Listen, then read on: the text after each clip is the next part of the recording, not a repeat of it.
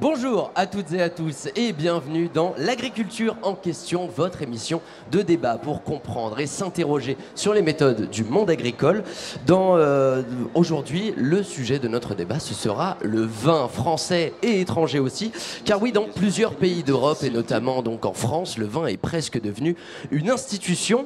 Seulement entre la concurrence internationale qui s'intensifie, les pesticides parfois utilisés, eh bien le vin français est-il toujours aussi bon? C'est la question qu'on va se poser ce soir.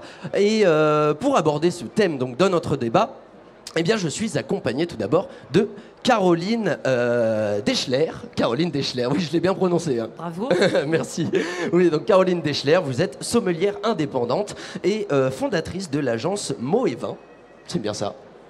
Tout est parfait jusqu'ici, tout va bien. Super. Et donc aujourd'hui, donc d'ailleurs cette semaine, vous êtes au Salon de l'Agriculture pour représenter la région Auvergne-Rhône-Alpes. C'est marqué là. C'est marqué là, ouais, fier de nos régions, fier de nos couleurs, évidemment.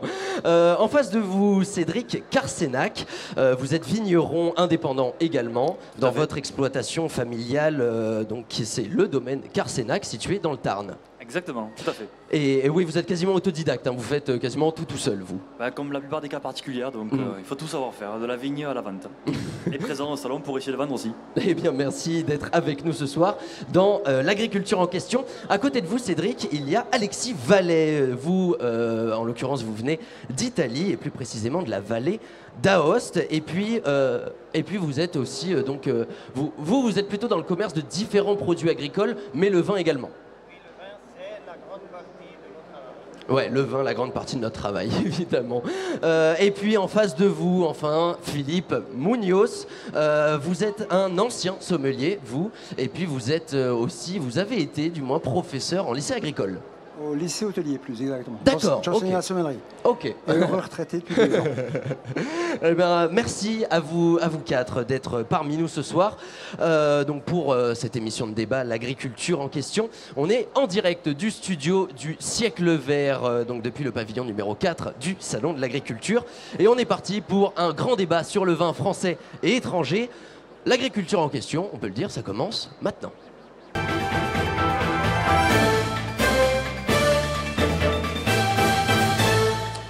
Et la première question qu'on va se poser concerne d'abord les vins français.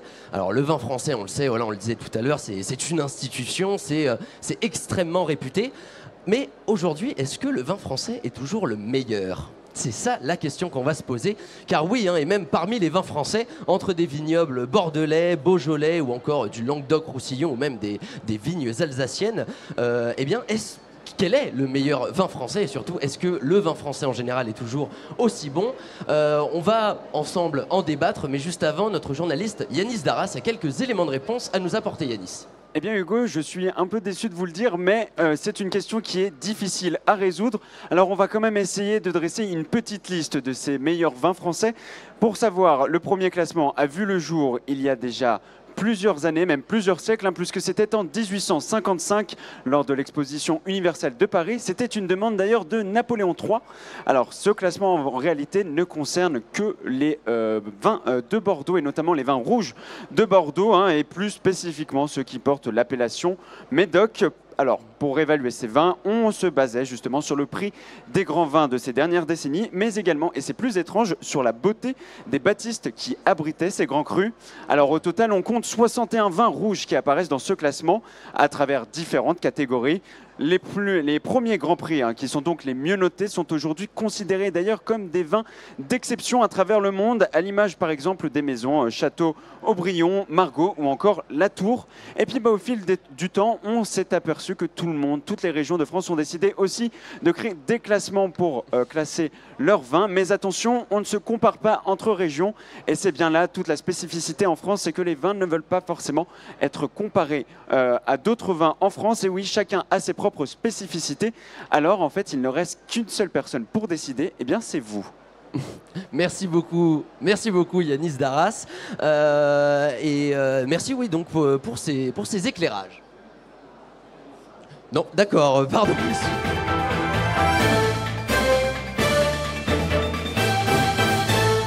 Alors, on a tous entendu donc Yanis Darras hein, qui parlait donc des meilleurs vins. Je vais commencer peut-être par celui qui justement n'est pas français autour de cette table. Alexis Vallet, vous donc on l'a dit, vous êtes italien ou du moins vous venez voilà de la vallée d'Aoste. Pour vous, est-ce que d'ailleurs, dites-nous, est-ce qu'en Italie le vin a une réputation d'être le meilleur vin du monde? Alors, je crois vraiment que le monde a changé. Si il y a 50 ans, le terroir faisait vraiment la différence, et donc vraiment, il y avait des terroirs où tu pouvais faire du vin meilleur et d'autres où tu ne pouvais pas en faire. Maintenant, avec le travail que tu peux faire après la vigne, alors c'est clair que la vigne, ça te donne encore beaucoup de différences. Mais le travail qu'il fait après la vigne, elle te permet de faire des vins très bons, même où les vignobles ne sont pas exceptionnels. Aujourd'hui, se poser la question de quel est le vin meilleur est, je crois, absolument impossible. Donc c'est clair que moi, chacun est un peu maître chez soi. Et donc, si tu demandes à un Italien, il va te dire qu'il préfère un Barolo ou un Barbaresco. On est si tous tu chauvins, demandes, c'est comme ça. voilà. Si tu demandes en français, très probablement, il ne va pas citer un vin italien. Alors, la vérité est que les vins sont de plus en plus bons en moyenne. Et donc, si la question est est-ce que le vin français ou italien aujourd'hui est plus bon qu'il y a 20 ans, la réponse est oui. Mais parce que la qualité du travail qui est fait, soit en vigne, qu'après la vigne, a augmenté d'une façon exponentielle. Mais après, me dire qu'un vin est meilleur de l'autre, c'est vraiment très compliqué et ça dépend beaucoup selon les goûts. D'accord. En face de vous, Philippe Munoz, vous êtes. Est-ce que vous êtes d'accord avec cette analyse d'Alexis Vallet? Je dirais simplement qu'il y a certains pays qui émergent au niveau du vin. On le voit dans les pays de l'Est, où là, jusqu'à maintenant, je dirais que malheureusement, les gens n'avaient pas toujours les moyens de travailler, de faire des vins de qualité. On va se rendre compte qu'ils ont le terroir, ils ont maintenant les éléments pour faire des vins de bonne qualité. En disant, alors là, je vais faire un petit cocorico, mais c'est bien souvent des énologues formés en France qui se déplacent à l'étranger et qui vont amener le savoir français dans ces pays et qui permettent à ces gens de faire maintenant des très bons produits. Et vous, Cédric Carsenac, vous venez de réagir donc aux propos de Philippe Munoz. Pour vous, en fait, est-ce que aujourd'hui, c'est pas le vin français qui donc est moins bon, c'est juste que les autres vins des autres pays se sont mis à la hauteur du vin français? C'est évident que le niveau mondial a beaucoup progressé, ça on ne peut pas le nier. Ce qui est intéressant dans l'analyse qui a été faite juste avant aussi, c'est de montrer qu'il y a un système d'appellation qui quand même organise la traçabilité, la qualité et aussi l'origine.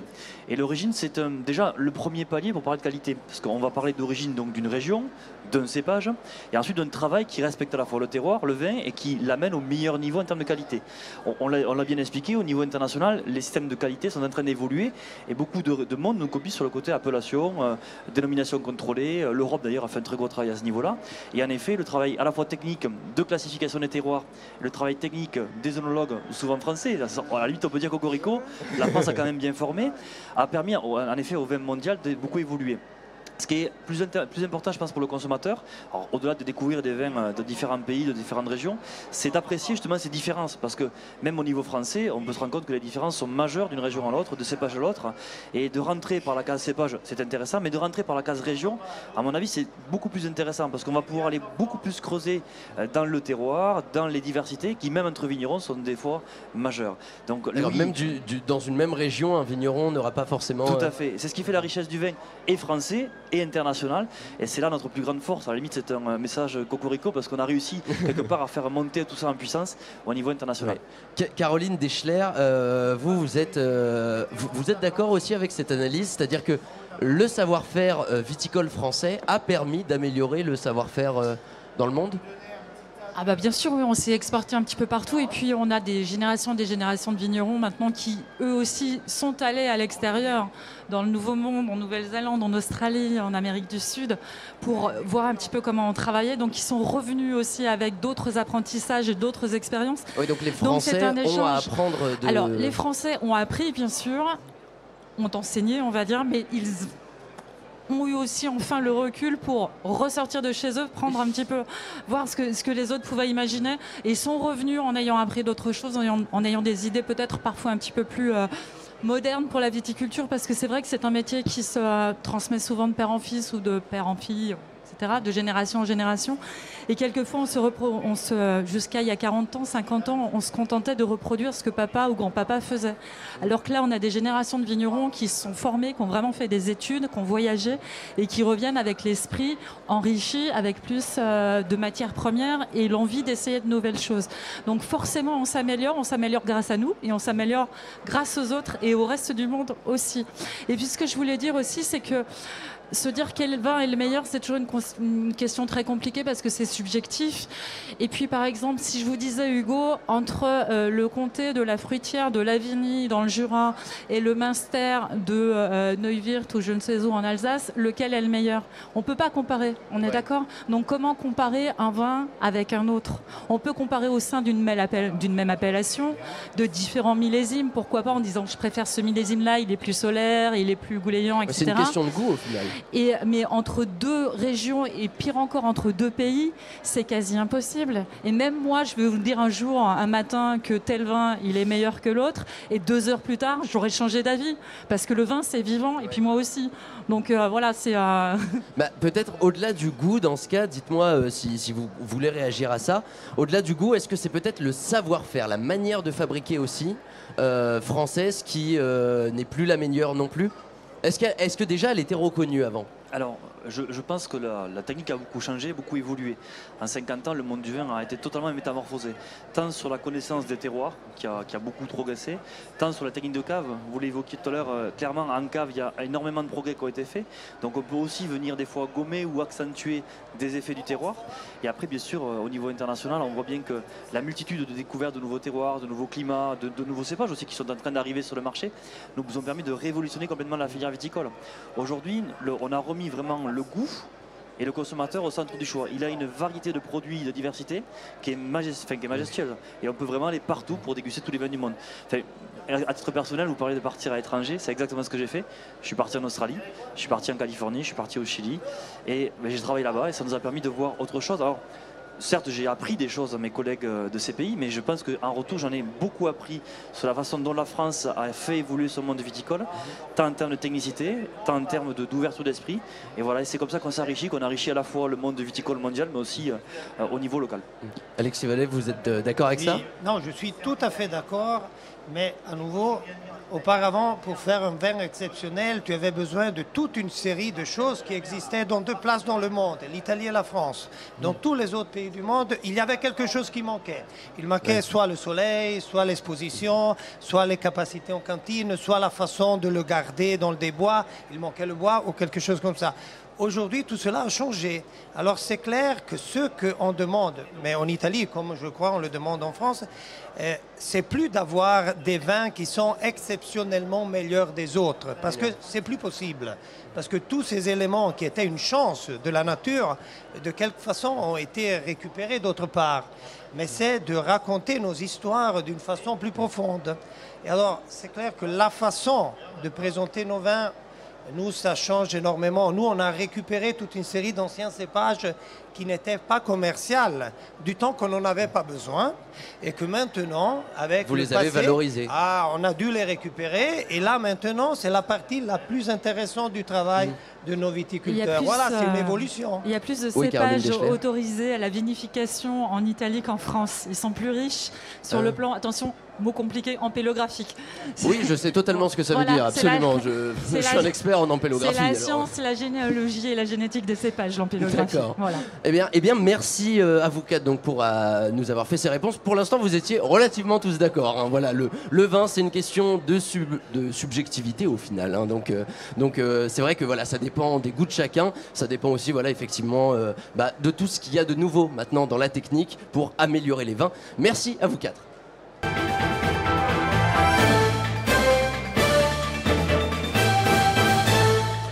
Autre question qui cette fois-ci dans l'agriculture en question justement va peut-être poser un peu plus de débat. C'est la question des normes dans le vin.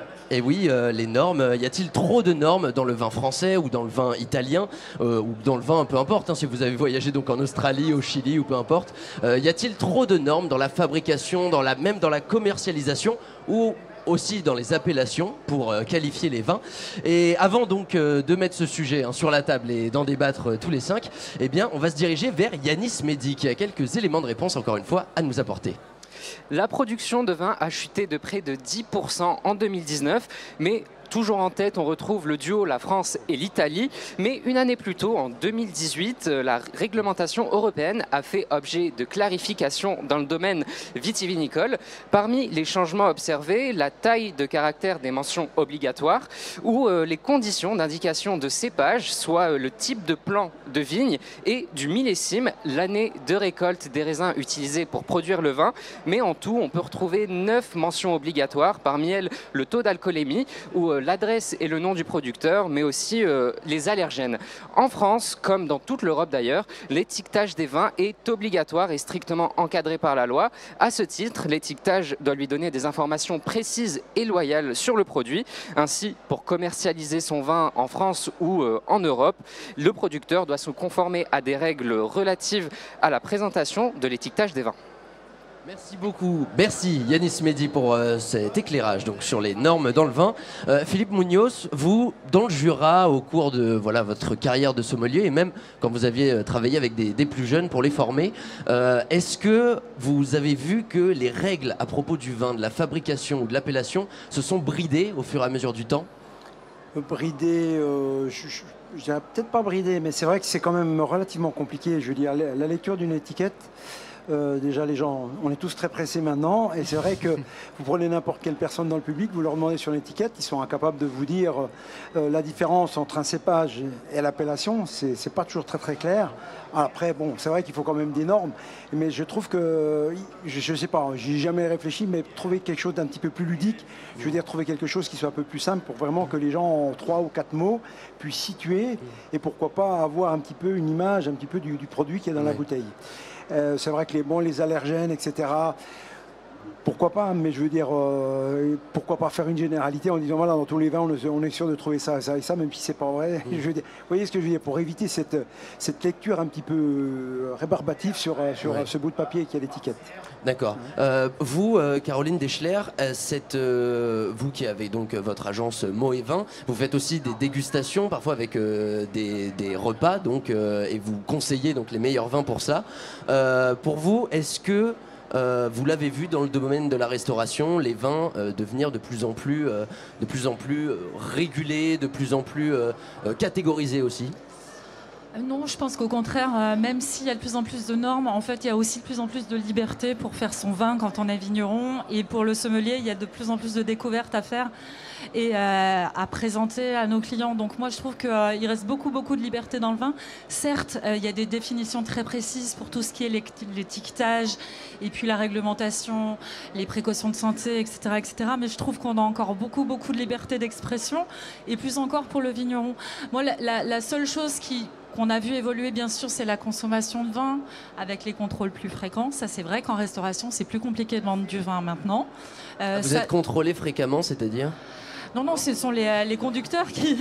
Oui, mais qu'est-ce qui est contrôlé justement quand on contrôle une c'est les conducteurs cargaison qui simplement craignent d'avoir trop bu, tout simplement, de se faire contrôler par la police. Donc ça, c'est la norme en trop peut-être pour les j'avais cru que c'était les cargaisons qui étaient contrôlées. Et après, il y a autre chose, mais là, on s'éloigne un petit peu de votre sujet et c'est plus un souci des vignerons. Les normes, là où elles sont terribles, c'est à la vigne et à la cuverie. Les 47 ou 48 obligations réglementaires que les vignerons ont à suivre chaque fois qu'ils font une manipulation, que ce soit à la vigne ou ensuite à la cave quand ils sont en train de vinifier. Ils ont des cahiers et des cahiers, c'est terrible. Quand c'est les vendanges, c'est terrible. C'est-à-dire que vous avez quelqu'un qui a oublié de donner un petit renseignement. Si vous tombez sur des contrôleurs, des gendarmes, parce qu'en plus maintenant tout le monde débarque en même temps, vous avez les douanes, les gendarmes, tout le monde débarque en même temps pour tout contrôler en même temps. C'est terrible. C'est là où la norme est peut-être la plus compliquée pour les gens qui au jour le jour font le vin. Nous, ça va, les sommeliers, ça va, les consommateurs, ça va. Et vous, Cédric Carsenac, justement, ça vous concerne, hein, vous êtes vigneron indépendant dans le Tarn. Vous ressentez ce que décrivent vos deux autres intervenants? Oui, complètement. Après, en effet, il y a plusieurs niveaux de normes. On peut pas tout. Enfin, il y a les normes en effet de production. Celles-ci, elles sont quand même assez réglementées à plusieurs niveaux. Tant parce qu'on a un produit qui est de l'alcool, donc en effet, on est régi par les douanes qui peuvent venir contrôler les volumes. Donc il y a des suivis des volumes. C'est une traçabilité qui est quand même complexe. Donc oui, alors on n'est pas contre, il faut le faire, mais on pourrait le simplifier. Quand on parle de simplification de la norme, et ils en sont aussi conscients parce qu'on communique souvent ensemble. Donc que ce soit les douanes, les fraudes, on sait que ces normes-là sont importante pour nous parce qu'elle nous protège aussi. Mais il faut arriver à ce qu'elle soit le plus simple pour la gestion d'une entreprise. Surtout quand on est dans un petit domaine familial, on ne peut pas tout faire. Aujourd'hui, le métier de vigneron, c'est de produire du vin et de le vendre. C'est déjà bien assez compliqué, je trouve. Si en plus il faut être administrativement au top, c'est des fois complexe. Donc en effet, la norme, on la trouve à ce niveau-là. On la trouve aussi dans les caves, en effet, au niveau suivi technique. Donc c'est des normes qui garantissent aussi un produit loyal et marchand. Il faut un minimum. Donc ça, on le fait normalement, hein, tant dans les intrants que dans la façon de faire. Après l'étiquette, c'est encore autre chose. Et c'est vrai qu'il en faut des normes sur l'étiquette. Elle n'est pas toujours lisible par le consommateur. Et il y a des éléments qui ne sont pas forcément essentiels. Aujourd'hui, on parle en effet des allergènes. Pourquoi pas les mettre? Mais ça rajoute une lisibilité quand même au produit. Éventuellement, les intrants, on a un produit qui est quand même particulier, c'est du vin. On nous demande maintenant de dire, voilà, il faudrait mettre la liste de tous les intrants. Le premier intrant, c'est le raisin. Enfin, à un moment donné, on a un produit qui a une chance exceptionnelle, c'est que c'est du vin et qu'a priori il ne tue personne par le côté alimentaire. Hein. Bien sûr, faut en boire avec modération, mais il ne peut tuer toujours personne. Boire avec modération, évidemment. Avec modération. Mais on ne tuera personne parce que le produit éventuellement va tourner. Ce n'est pas dangereux. Il n'y a pas de DLC sur un vin. Il n'y a pas de DLO, donc date limite de consommation. Donc par conséquent, il n'est pas dangereux. Donc quelque part, oui, il faut quelques normes sur l'étiquette, mais il faut se réduire au minimum, tout simplement. Voilà. Ouais, pour permettre la compréhension et que ce soit intelligible. L'essentiel, tout à fait. Pour vous, Alexis Vallée, les normes, est-ce que vous trouvez que, par exemple, vous qui venez de la vallée d'Aoste, du côté de l'Italie, elles sont aussi, il y a autant de contrôles avec la gendarmerie, les douanes? Les contrôles sont significatifs. Bon, moi j'ai une opinion personnelle, c'est qu'en Italie, les contrôles et les normes, ça fait du bien. Nous, on vient quand même d'une histoire, il y a 20 ans, 30 ans, avec des problèmes significatifs. Oui. Je dois dire que le niveau qualitatif général est augmenté d'une façon aussi grâce aux normes, mais aussi après que c'est un peu compliqué, qu'on peut le simplifier, ça on est tout à fait d'accord. Là où, à mon avis, il y a encore des choses qui sont un peu bizarres, c'est au niveau de la commercialisation. Alors nous on est marginal, hein, on est tous des petits producteurs. C'est incroyable qu'en Union européenne, je peux envoyer un jambon sans aucun problème d'Italie à la France et de la France à l'Italie. Oui, parlez bien et avec le vin, c'est d'une complication absurde parce qu'il y a encore des droits d'assises, il y a encore des concepts de douane. Non.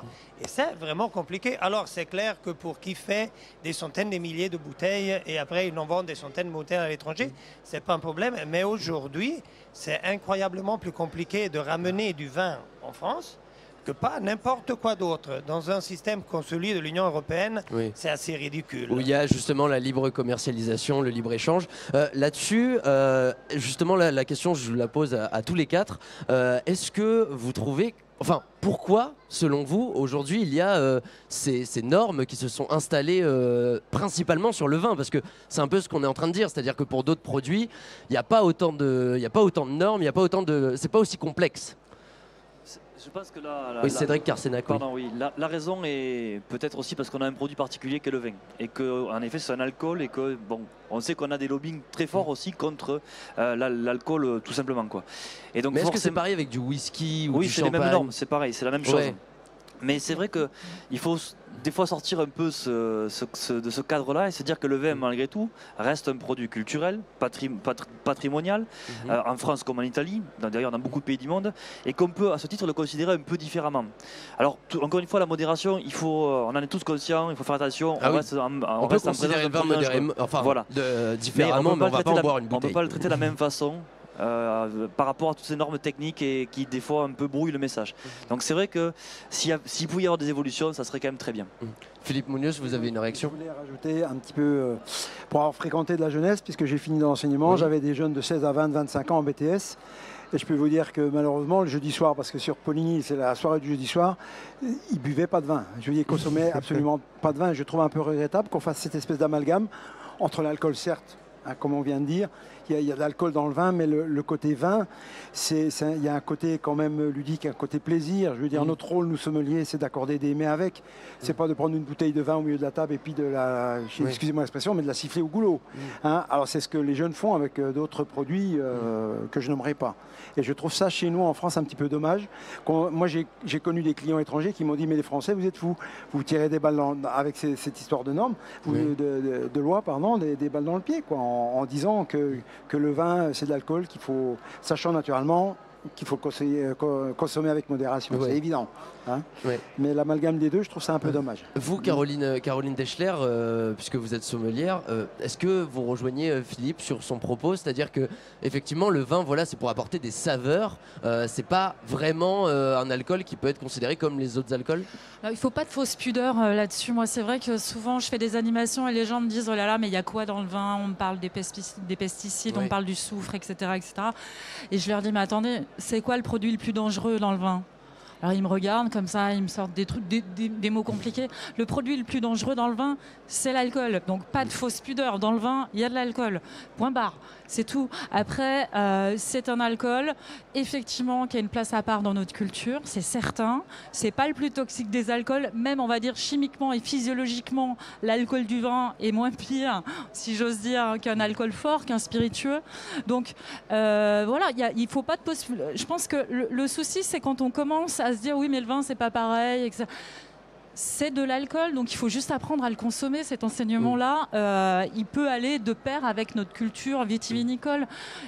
Voilà. Et alors, petite parenthèse, les jeunes, par contre, qu'on voit sur le salon de l'agriculture, ils aiment le vin. Hein. Ceux qu'on a croisés ici, là, ça fait 2-3 jours. Je suis pas trop inquiète pour la consommation de vin sur ce salon. La plupart des gens qu'on voit au salon aiment les produits du bon terroir français ou même étranger d'ailleurs. Merci en tout cas pour cette intervention sur les normes dans le vin.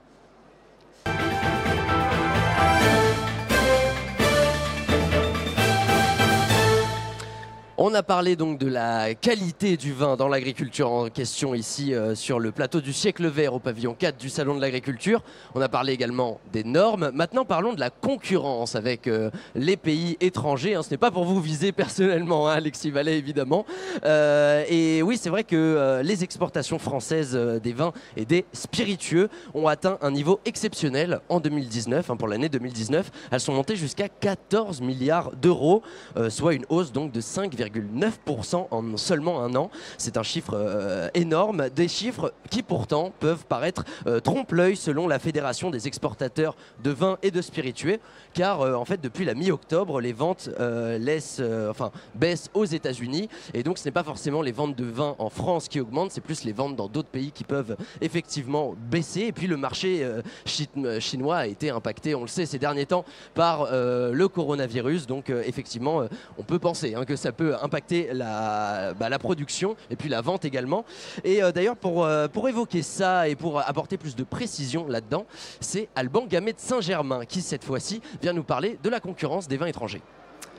2019, année record pour les exportations françaises de vins et spiritueux, mais malgré un excédent commercial de 12,7 milliards d'euros l'an passé, en croissance de 8,5%, l'heure est plutôt à l'inquiétude, car aux États-Unis, les vins français sont depuis mi-octobre surtaxés de 25%. Les États-Unis, premier marché de la France, et les ventes outre-Atlantique sont à l'origine de 65% de la croissance du chiffre d'affaires en 2019. Mais depuis cette surtaxe, les ventes de vins français dégringolent tout simplement, moins 40% en novembre et moins 30% en décembre selon Antoine Lessia, président de la Fédération des exportateurs de vins et spiritueux. Du côté de la Chine, la moralisation de la vie publique et depuis 6 ans et l'épidémie de coronavirus plus récemment ont considérablement ralenti tous les échanges. Pour le deuxième marché de la France, 2019 marque pour la première fois un recul de 5% sur l'ensemble des ventes de vins et de spiritueux français. Enfin, plus proche de nous et avec le Royaume-Uni qui représente aujourd'hui le 3e marché de la France, mais avec le Brexit, de nombreuses incertitudes plane quant à l'avenir des exportations vers l'île.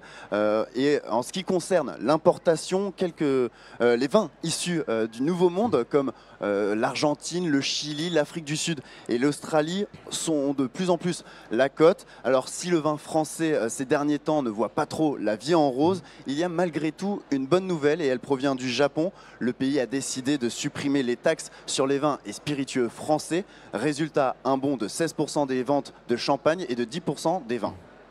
Merci Alban Gavet de Saint-Germain. En tout cas, c'est sûr qu'on peut toujours compter sur le marché français, hein, puisque 60% des vins et spiritueux produits en France sont consommés en France. Hein, oui, nos régions ont du talent. On le dit, c'est pour ça qu'on est au Salon de l'Agriculture.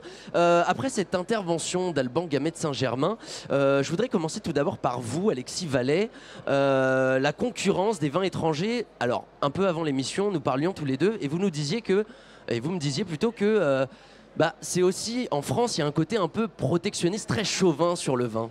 Alors, c'est pas qu'en France, c'est en général. Alors, à propos de ce qu'il a dit, il y a un discours de base. On contrôle ce qu'on peut contrôler. Hein. À mon avis, en général, la concurrence est positive. Je crois que soit les Français, soit les Italiens ont des produits qui, vendus de la façon correcte, peuvent faire des numéros exceptionnels partout. C'est clair qu'on contrôle, nous, les agriculteurs, on contrôle la production, on contrôle le travail à la cantine, on peut travailler. Le reste, on ne peut pas contrôler. Alors, c'est clair que là, c'est le travail de la politique. Alors, c'est une politique qui peut être française, qui peut être italienne, mais c'est surtout une politique qui doit être européenne. C'est le fait que d'un jour à l'autre, on se retrouve avec nos produits taxés de 25% sur des marchés, c'est un discours de faiblesse politique qui doit être résolu à la base. Parce que la concurrence n'est plus désormais beaucoup entre les Italiens ou les Français. En réalité, on vend tout le vin qu'on produit. On n'a pas de ce genre. Mais c'est clair qu'on doit avoir la force politique de faire si que nos produits puissent aussi aller dans les pays où aujourd'hui on a des problèmes.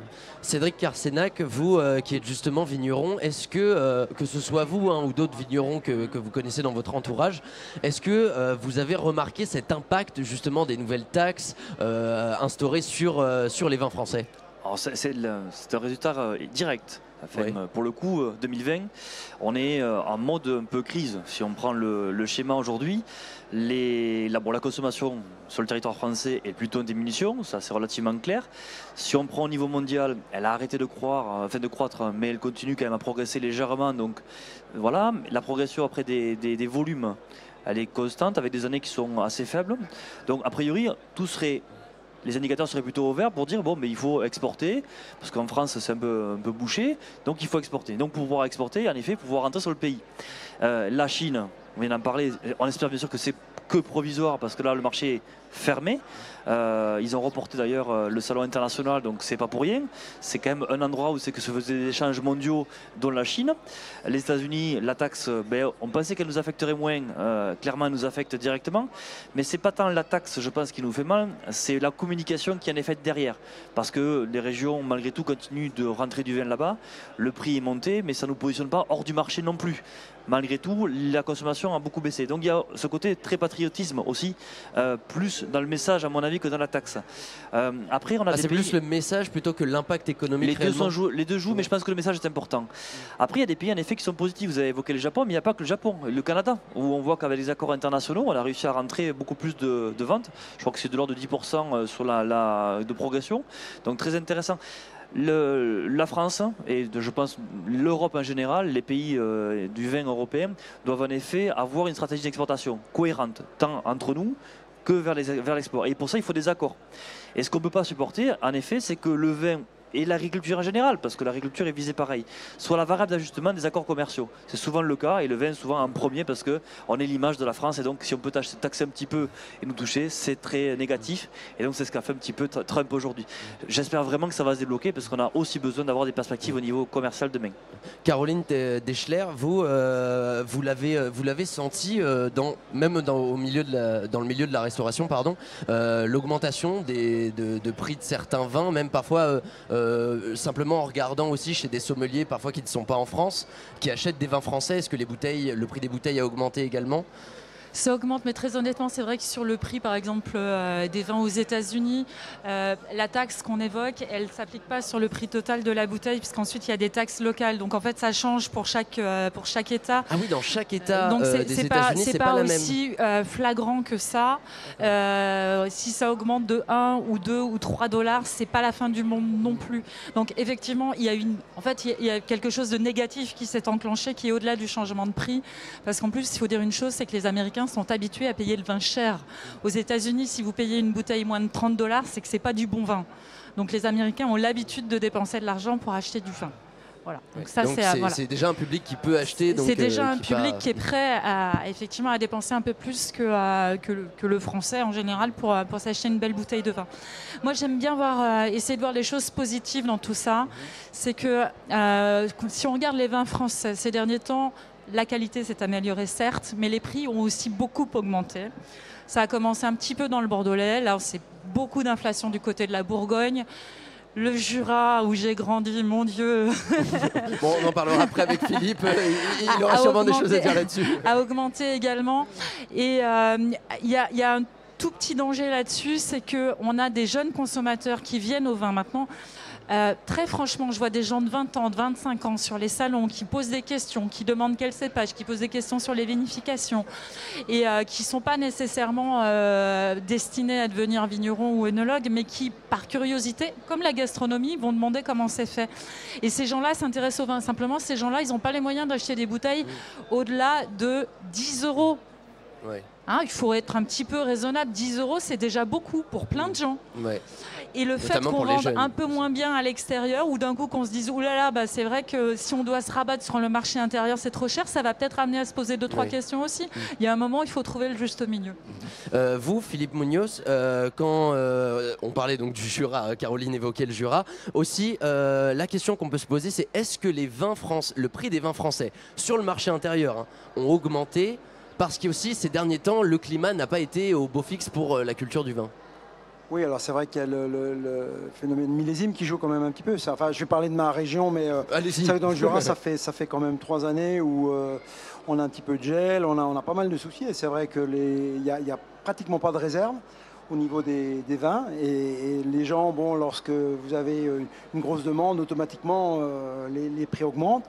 Naturellement, il y a aussi le fait que le Jura est en vogue en ce moment. Il y a eu une période un petit peu depuis 4-5 ans où les gens cherchent un petit peu le vin du Jura, qui est un vin assez caractéristique, assez original. Et je pense que les gens vont sur l'originalité. Donc voilà, les éléments sont là. Puis pour rebondir un petit peu sur ce qui a été dit, moi je pense que les petits soucis qu'on a en ce moment, ça va peut-être réveiller certaines personnes, ou je veux dire, il y a certaines personnes, voire certaines régions qui dorment un petit peu sur leur laurier, et puis qui ont tendance un petit peu à vous prendre un petit peu de haut. Vous, Français, entre guillemets, vous allez pour acheter du vin, maintenant c'est fermé. Voilà, moi on a été dégusté dans une région où on vous dit que depuis 10 ans, il n'y a plus de vin à vendre, parce que tout part à 90% aux États-Unis, enfin en Chine c'est exporté, et que nous Français, vous ne pouvez pas acheter de vin. Ah oui, donc ça dépend donc effectivement des régions. Ouais. Des régions. Et merci beaucoup Philippe, merci Caroline, et merci Cédric, et merci Alexis.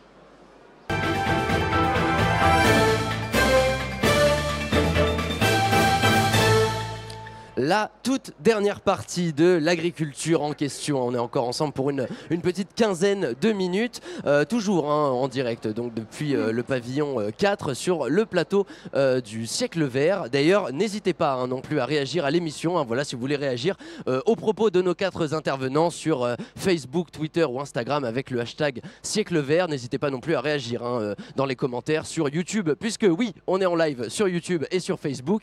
Donc n'hésitez pas évidemment à nous donner vos avis et vos réactions. Donc dans cette dernière partie, cette fois-ci, on va s'attaquer à la qualité du vin, mais cette fois-ci la qualité et même, j'ai envie de dire, la dangerosité. On aborde ça tout de suite avec Mathilde Couvillère-Flornoy. Le vin est une boisson alcoolisée obtenue par la fermentation du raisin. Elle doit avoir au minimum 8,5% d'alcool et le reste, ce n'est que de l'eau. Mais pas tout à fait, puisqu'on retrouve dans une bouteille de vin pas moins de 600 substances différentes, donc 47 additifs. Parmi ces additifs, on retrouve le soufre qui permet la conservation du vin et à haute dose, il peut être mauvais pour la santé. Mais ce n'est pas le pire. L'association Pesticides Action Network Europe a publié des résultats sur la composition des vins d'Europe et ils ont trouvé des résidus de pesticides. Tous les vins en contiennent et le niveau de contamination est assez alarmant. On en retrouve 5800 fois plus que dans de l'eau potable. Et ça, c'est dû à une utilisation intensive des pesticides en viticulture. Parmi ces résidus, de nombreuses molécules sont cancérigènes et sont des perturbateurs endocriniens. Par exemple, dans une seule grappe de raisin, on peut retrouver jusqu'à 16 pesticides différents. Par contre, selon l'étude menée, il n'y aurait pas de pesticides dans les vins bio, donc c'est plutôt une bonne nouvelle, mais je rappelle que l'alcool est à consommer avec modération. Et vous avez tout à fait raison de le rappeler, Mathilde. On dit aussi quand même que en moyenne, un Français consommerait 51 litres de vin par an. Alors c'est vrai que voilà, s'il y a des pesticides dedans, ça peut être quand même assez problématique. J'ai vu plusieurs réactions pendant le papier de Mathilde Couvillère-Flornoy, notamment vous, Caroline Deschler. Vous n'aviez pas l'air très d'accord avec l'idée des pesticides. Non, alors moi j'ai sursauté intérieurement, j'ose pas imaginer le vigneron comme lui il a été secoué. Non, je pense que sur les éléments qu'a collecté Mathilde, à mon avis, il aurait fallu croiser peut-être un peu plus les sources parce qu'il y a tellement d'études contradictoires, c'est très très compliqué. Alors c'est pas facile dans la journée de trouver les bons éléments, mais il y a 2-3 petites choses qui m'ont semblé un petit peu limites. Moi je voulais parler du soufre, puisqu'on va faire on va régler son sort au soufre assez rapidement. Vous me direz si vous êtes d'accord avec moi. Le soufre, c'est sans doute l'élément le plus naturel qu'on puisse utiliser pour traiter le vin. Je ne suis pas pro-soufre, je ne suis pas anti-soufre. Personnellement, quand je déguste un vin où il y a beaucoup de soufre, ça m'énerve, ça me dérange, ça me brûle les papilles. Mais c'est mon point de vue. Ça laisse vraiment un arrière-goût. Quand on est un petit peu entraîné, on le sent, oui, bien sûr. Le soufre, en fait, le souci, c'est quand il y en a trop. Et je vais vous dire pourquoi, parce que déjà gustativement, effectivement, ça peut être un petit peu désagréable. En qualité. Après, il y a des gens qui vont vous dire que ça leur fait mal à l'estomac, mal à la tête. On n'est pas encore très très clair là-dessus sur les effets du soufre, mais c'est surtout que le soufre, quand il y en a trop, ça veut dire que le vigneron a mal travaillé, parce que le soufre, il est, allez, on révise, antioxydant. Ça évite donc que le vin tourne, s'oxyde, s'abîme quand il est en cours de fermentation. Il est fixateur de couleur, il est exhausteur de goût, il est antifongique et il est antiseptique. Ça fait beaucoup. Tout ça pour un élément qu'on trouve naturellement quand même, qui n'est pas issu des usines. Ce n'est pas des substances fabriquées par les labos que les œnologues ou vignerons vont ajouter dans leur vin. Donc ce soufre-là, on lui tombe dessus de façon un petit peu exagérée. C'est juste quand le vigneron a mal travaillé, qu'il n'y a pas d'hygiène dans sa vigne, qu'il n'y a pas d'hygiène dans sa cave, qu'il est obligé d'en utiliser beaucoup. Donc la question c'est, choisissons plutôt bien notre vigneron. Un vigneron honnête qui travaille correctement, qui tient bien sa cave. Vous êtes d'accord avec ça, Philippe Munoz? C'est le vigneron qui fait qui fait la qualité et puis qui assure le côté sanitaire. Qui assure la qualité de son produit, c'est évident. Sachant que on est quand même maintenant dans une phase où on parle beaucoup de vin bio, de biodynamie, de vin nature. Et là, une fois de plus, je vais parler de Montjoie, on a quand même plus de 20% des vignerons chez nous qui sont en bio. Totalement en bio. On est l'une des premières régions, je crois, avec le Languedoc-Roussillon. Bordeaux aussi commence à avancer un petit peu. Mais je crois qu'on va justement vers des jeunes qui veulent produire des vins les plus natures possibles. Alors après, un vin nature, c'est pas toujours évident, parce qu'un vin, c'est un être vivant, donc ça bouge, ça évolue. Et le soufre, ça fait partie... D'ailleurs, les vins bio ont droit au soufre, en plus petite quantité, mais ils ont quand même droit au soufre. Donc voilà. Oui, parce qu'on rappelle dans le label bio, il y a certains intrants, ou même des pesticides carrément qui peuvent être acceptés. Acceptés, toute petite dose. Il n'y a que les vins normalement dits nature, où là normalement on a droit, le vigneron ne rajoute absolument rien dans son vin. Vous, Cédric Carsenac, vous êtes, vous ne produisez pas en bio? Non. Dans le Tarn. Non, tout à fait. Et justement, est-ce que pour vous, le bio, il y a aussi un peu plus de difficultés ou même est-ce que vous, les cépages, les vignes qui ne sont pas bio, est-ce que vous mettez beaucoup d'intrants dedans? Alors, il y a beaucoup de choses. Rebondissez sur un peu tout. C'est vrai qu'on évoque beaucoup de sujets. C'est un super sujet. J'aimerais juste revenir sur le soufre parce que c'est vrai que beaucoup de choses ont été dites sur le soufre, mais c'est vraiment le mauvais débat là-dessus. Ça, il faut vraiment pas en parler. Je pense que c'est totalement inintéressant. D'ailleurs, on en trouve dans l'alimentation, dans beaucoup de plats comme un conservateur naturel. Là, on n'en parle pas du tout, mais pour une raison très simple. C'est que ça s'appelle E210, E220 et que tout le monde s'en fout. D'accord, donc sur les étiquettes, voilà, E210, E220, lisez ça c'est les conservateurs, mais dans le vin, c'est sulfite. Ah, ça fait peur, voilà. Donc, on en revient à ce fameux faire peur aux gens. Bon, voilà, le soufre, mauvais débat. On en a dans l'agriculture conventionnelle, on en a en bio, on en a dans la vigne. C'est d'ailleurs un biocontrôle naturel qui est utilisé, donc il n'est même pas classé, ce qu'on appelle IFT, donc il ne rentre pas dans les produits dangereux. Donc voilà, le soufre est un mauvais débat. Par contre, avec beaucoup de modération, il faut faire attention de ne pas trop en mettre. Et là, c'est le consommateur qui va choisir quelque part si le produit n'est pas bon, mais il n'y reviendra pas. Ça, c'est relativement clair et le vigneron aura perdu un client. Ensuite, faut revenir au débat, les pesticides déjà. J'aime pas le mot déjà pesticide. Pour moi, c'est un produit phytopharmaceutique. D'ailleurs, toujours pareil, qu'on soit bio ou conventionnel, vous l'avez très bien dit, on utilise des pesticides, mais j'aime pas ce mot-là parce que c'est un peu comme quand il y a une connotation négative derrière. Oui, c'est encore une fois, c'est pour faire peur aux gens. Quand on est malade, on va utiliser un médicament. C'est exactement pareil pour la plante.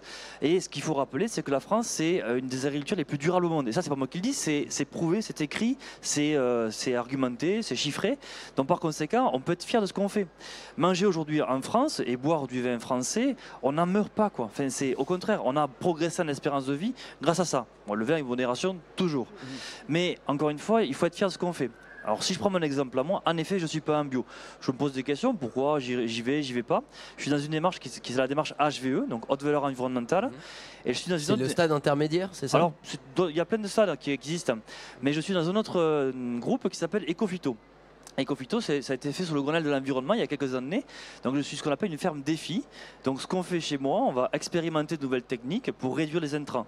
Tout confondu, tant au niveau du travail du sol, tant au niveau des engrais, etc. Pour prendre un exemple très concret, je n'utilise plus d'engrais minéral. Et ça, c'est quelque chose qui se développe avec maintenant beaucoup de couverts végétaux, donc variés, que sont la fève-rôle ou d'autres, qui permettent à la fois de couvrir les sols, donc de ne pas éventuellement désherber, et en même temps d'amener un engrais naturel. Donc la viticulture progresse à grands pas, et c'est donner tort que de mettre ce débat-là quelque part comme quelque chose de dangereux. Ouais. Je pense que on peut être fier de nos vignerons, ils font un très gros travail, et ils vont encore en faire beaucoup demain. On avance à grands pas là-dessus, et les appellations nous encadrent et nous accompagnent là-dessus. Donc oui, je pense qu'on peut être fier et avancer sereinement. Donc jusqu'à présent, pas de dangerosité donc, dans le vin français. Alexis Vallet, est-ce que pour vous, au niveau des... je ne demande pas forcément au niveau des pesticides, non, mais pour vous... Je viens d'un pays dans lequel, pour 6 cas de malades d'une influence un peu plus grave que normale, on a arrêté un pays.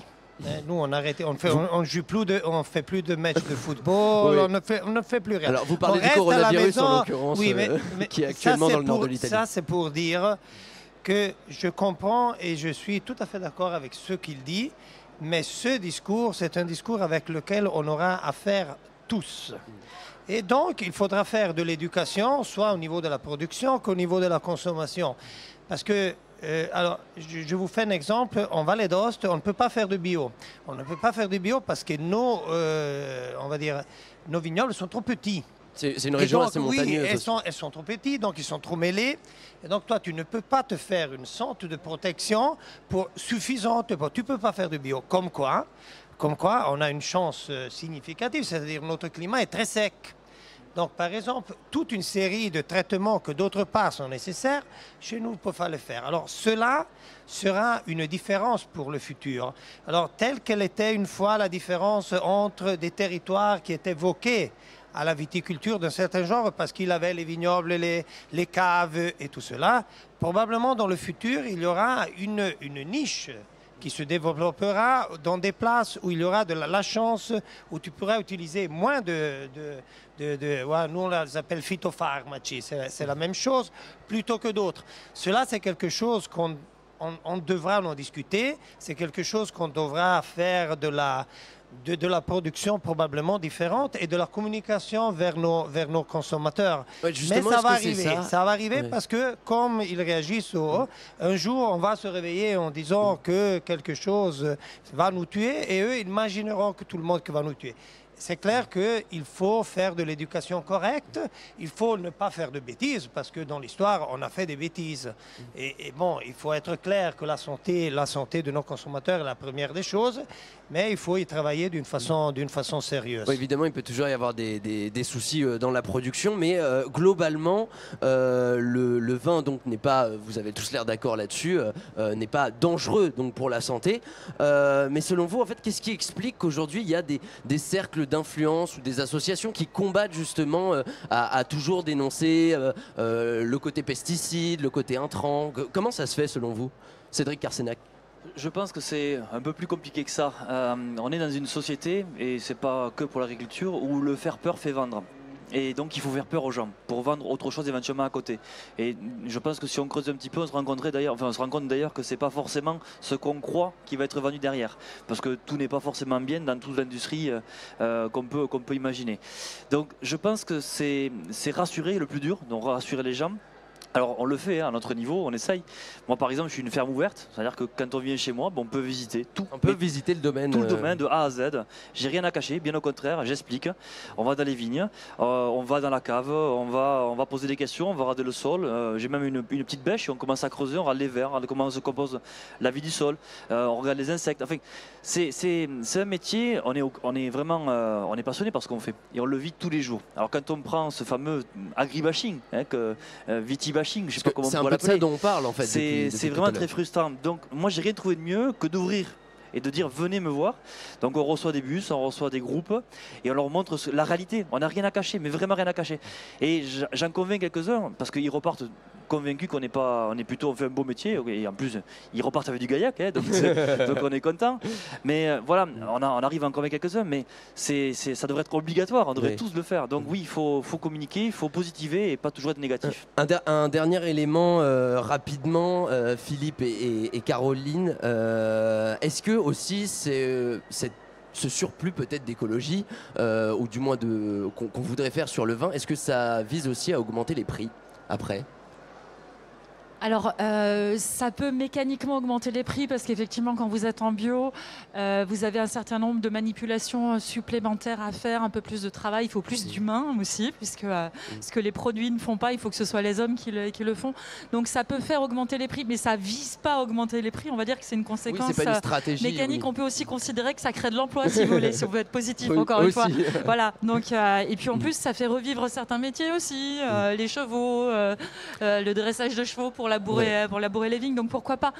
Donc pour moi, il y a juste, c'est toujours pareil, il faut raison garder. C'est-à-dire que les prix peuvent augmenter parce qu'on passe en bio, parce qu'effectivement, mécaniquement, c'est logique, mais on peut aussi rester raisonnable en étant bio.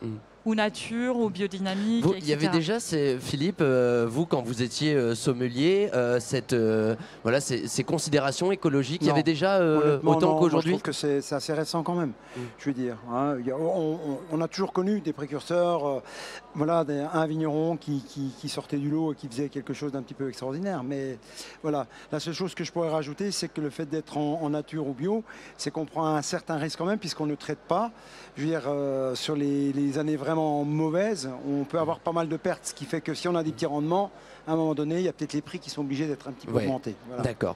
Eh bien, merci beaucoup à tous les quatre. Alors, je vais rappeler aussi où est-ce qu'on... D'ailleurs, même vous pouvez rappeler aussi où est-ce qu'on peut vous retrouver. Alors, Caroline Deschler, donc, on peut vous retrouver au pavillon numéro 3 sur le stand. Sur le stand de la région Auvergne-Rhône-Alpes, tous les jours, on a des vignerons différents de toute la région Auvergne-Rhône-Alpes. 47 AOC, 16 IGP, vous êtes les bienvenus. La publicité faite de manière extrêmement fluide. Cédric Carsenac, vous? Ah, j'ai pas fait aussi bien. Donc nous c'est le Bistrot Tarn, qui regroupe tous les produits tarnais, charcuterie de la Cône, Aéros de Lautrec et bien sûr les vins de Gaillac. Et ça c'est sur le stand Occitanie. D'accord. Et vous, Alexis Vallet? Oui, dans le 5-2, sur le stand de la région autonome Vallée d'Aoste. La Vallée d'Aoste, d'accord. Et puis enfin, vous, Philippe Munoz? Le Hall 3, mais j'y serai plus, j'étais là qu'aujourd'hui. Donc, D'accord. on a toute la région, Bourgogne-Franche-Comté, qui présente tous les produits de Mais on peut la aller voir les région. produits du Jura, Bien évidemment, sûr. évidemment. Sans Il faut problème. toujours aller le voir. En tout cas, merci à tous les 4 d'être intervenus et de nous avoir apporté vos éclairages et surtout votre expérience en matière de vin. Voilà, sommelier, vigneron, tous ces débats autour du vin, vous nous avez apporté beaucoup d'éléments de réponse. Je vous remercie et puis quant à moi, je vous dis à demain pour un nouveau numéro de l'agriculture en question. Cette fois-ci, ça tombe bien qu'on ait terminé ce débat par ce sujet-là, puisque demain, toute l'heure est consacrée au bio et à l'agriculture, du coup, sans pesticides. On a déjà quelques éléments de réponse grâce à vous. Merci à vous et n'oubliez pas, demain, c'est Alban Gamet de Saint-Germain et Yanis Darras dans À travers champs dès 10h.